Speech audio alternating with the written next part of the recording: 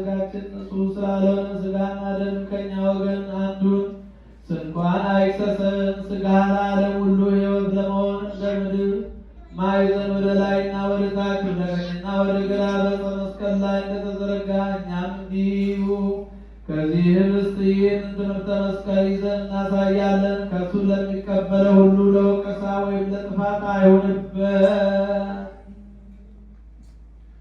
አቤቱ የሰው ስንፍናውን የምታውቅ ምን ያህል ነው?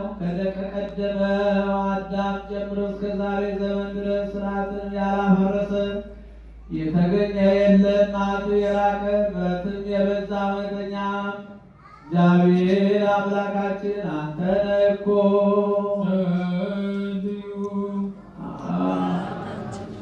በሰማያት የምትኖር